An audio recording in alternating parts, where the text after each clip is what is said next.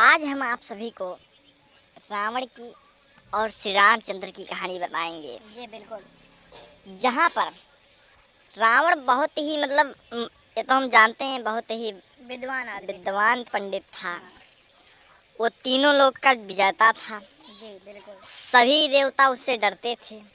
वो कहीं अगर स्वर्ग लोक, नरक लोक, मृत्यु लोक कहीं पर भी चला जाता था तो सब चारों देवता उससे डरते थे। सभी देवता और इंद्र भगवान ज़्यादा डरते थे।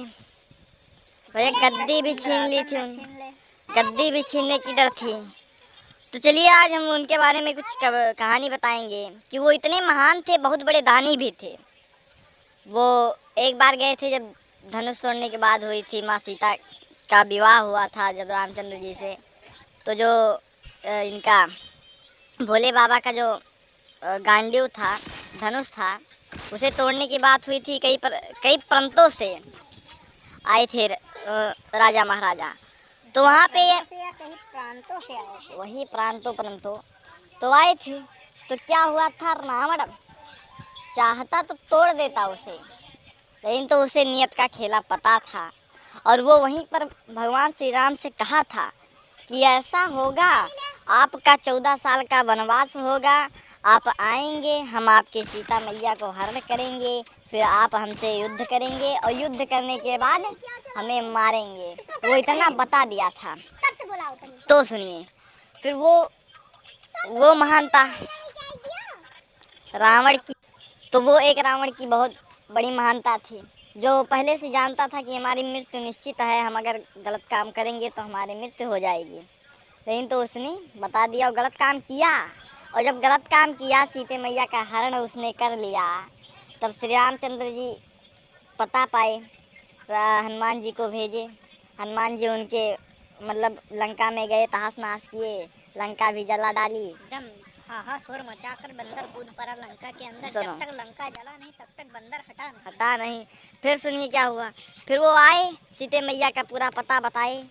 फिर भाई वहाँ से चालू हो गया। अब वहाँ क्या हुआ, इतनी बड़ी नदी थी कि उसे पार करना तो नामुमकिन ही था। उसे पार करना नामुमकिन ही था। और बानरी सेना थी भाई, बानर कहाँ चले जाए, पानी में कूदेंगे, झमदे बह जाएंगे, मर जाएंगे वहीं पर। तो क्या हुआ, फिर वहाँ पे पुल बनने की घोषणा हुई कि भाई यहाँ पे पुल बनाया जाए। अब पुल बनाएंगे, पानी में एक पत्थर भाई, पत्थर गायब हो जाएगा, वो तो पता ही सबको। तो जब पत्थर गायब हो जाएगा तो इसीलिए क्या हुआ, एक उनके गुरु थे, मान लीजिए वो क्या कहते हैं उन्हें, जो भालू थे, तो वो बताए कि भाई समुद्र देव से आप मांगिए। तो समुद्र देव ने बताया कि आप यहाँ पे नल नील बताए थे, चलिए कोई भी बताया था कि यहाँ पे एक आप आयोजित कीजिए वो हवन। तो आप हवन आयोजित कीजिए और भाई शंकर भगवान जी को आप प्रसन्न कीजिए। तो भाई शंकर भगवान जी को प्रसन्न, हवन बिना पंडित बिना ब्राह्मण के हो नहीं सकता। और वहाँ तट पे क्या है, कहाँ ब्राह्मण पाएंगे वो, तो ब्राह्मण पाएंगे नहीं। तो वहाँ जो भालू महाराज थे, जामंत जी जिसे कहते हैं, तो जामंत जी बताए कि भाई एक बार जाके रावण से मिलो, रावण को सूचना दो। तो रावण को जब सूचना दिया गया, तो रावण ने बोला कि चलो भाई। जब फिर वहाँ पे रावण के पास गए और इनके दूत श्री रामचंद्र जी की, तो जब वहाँ पे गए तो रावण की पूरी कहानी बताई जामंत जी ने। तो जामंत जी जब गए वहाँ पे बताई कहानी, तो रावण ने कहा कि भाई मैं एक पंडित हूँ, और जब मैं एक पंडित की वेश में जाऊँगा तो वो हमारे शिष्य हुए, और शिष्य हुए धरो, हाँ हम हाथ धो खा लिए, चलो। वो शिष्य हुए हमारे। अब शिष्य हो गए तो जो हमारा लड़ाई झगड़ा है उसे हटाओ। और जब शिष्य हो गए तो हवन के लिए एक पेयर जोड़ा चाहिए, एक महिला का और एक पुरुष का। तो अब क्या हुआ, महिला पुरुष का जब जोड़ा चाहिए, तो अब यहाँ श्री रामचंद्र जी के पास था ही नहीं। और अब जब वो गुरु बन गए थे तो उनकी पूरी उनकी वो प्रकृतियाँ बन गई थी कि वो एक सबका वो उसका वो करें, आयोजन करें, पूरा उनका देखभाल करें कि हाँ ये चाहिए। तो क्या हुआ फिर से ये रावण जी थे तो वो मतलब सीते मैया को लेकर चले गए।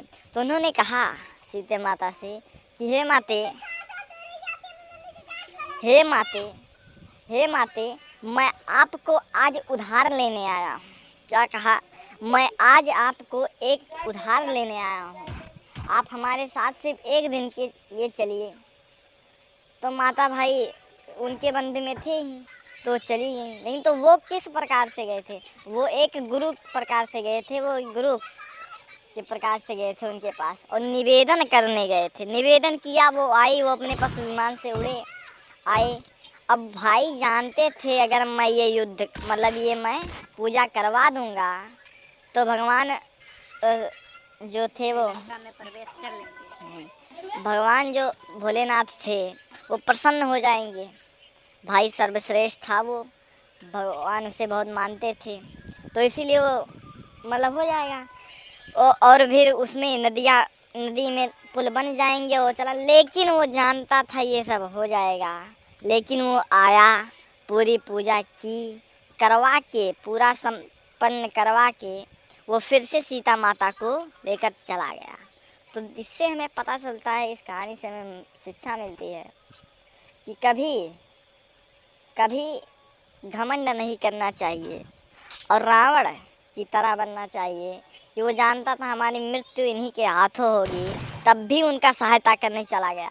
अपने दुश्मन का सहायता जो करता है वही महान होता है।